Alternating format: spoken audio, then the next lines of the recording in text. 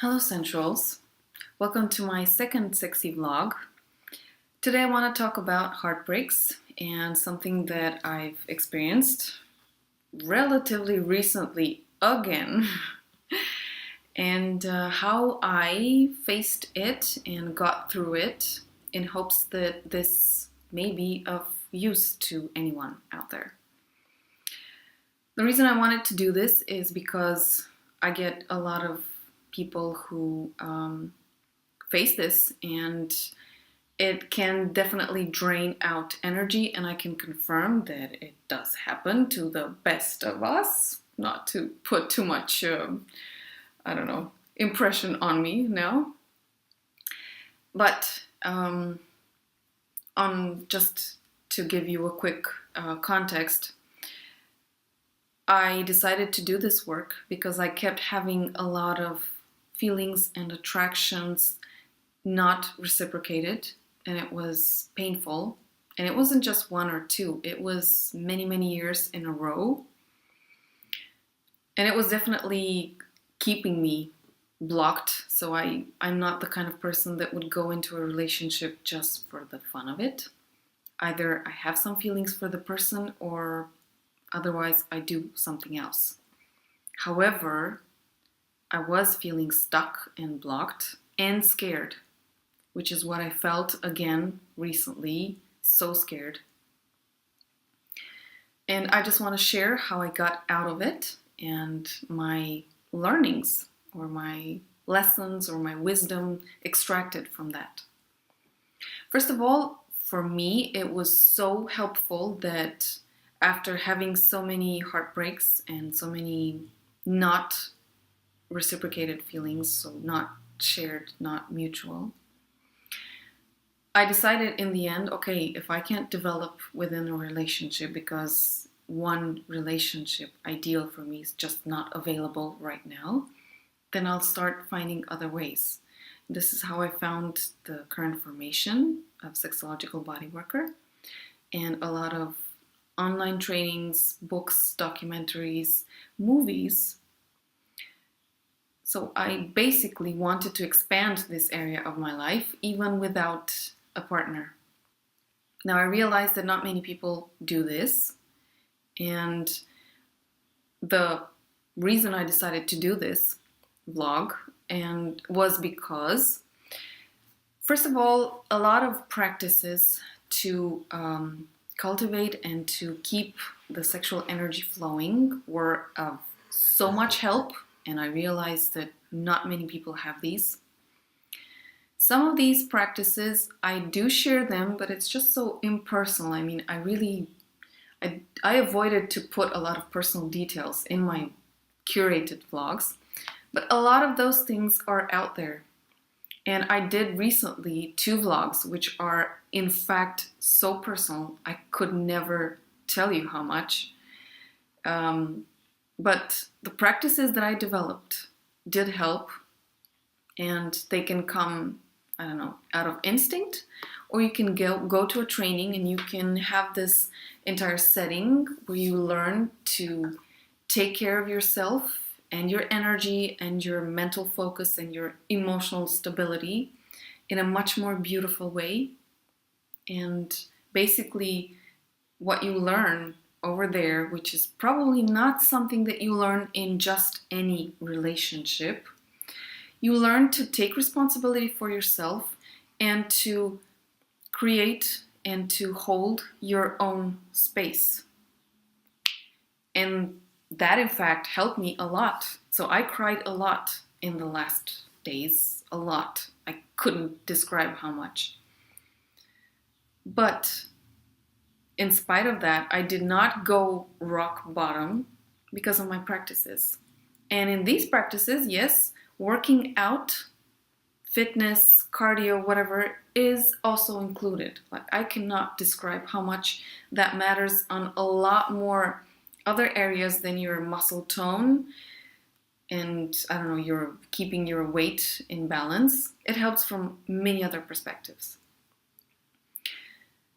Secondly, so besides having your own practices, which I'm not going to get into that just to give you a general idea, anyone can develop their own practices, whether it's meditation, I don't know, going to a fitness gym, going to running, going, I don't know, playing tennis, shooting ping pong balls or whatever. Anything can help you keep yourself in balance, or even more precise practices related to your emotions, thoughts, beliefs, aspirations, your sexual energy, and so on. And the second wisdom out of this is that it's never a shame to ask for guidance and to ask for help.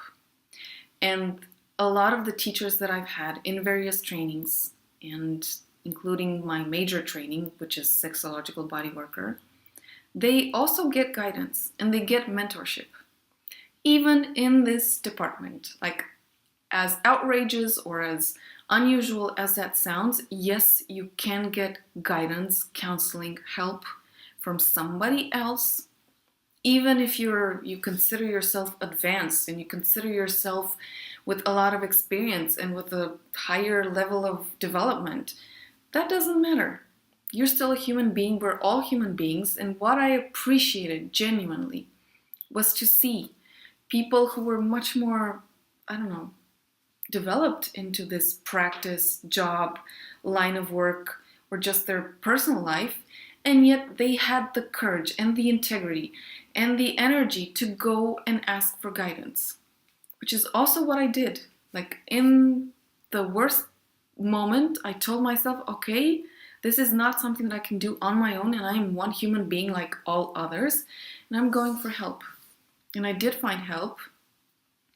A lot of it, actually, not just in my training, but also outside of my training. Like, people can come with inspiration and with information and with knowledge and with guidance and with real, genuine, I don't know, practices that can help you in this department from any other area of your life, which is the most, I don't know, beautiful gift that life will give you if you have the courage and the strength to stand up for yourself and say, look, this is where I am right now, and go and open up to somebody with your entire problem and have the confidence that that person will help you and will guide you and will offer as much support as is humanly possible.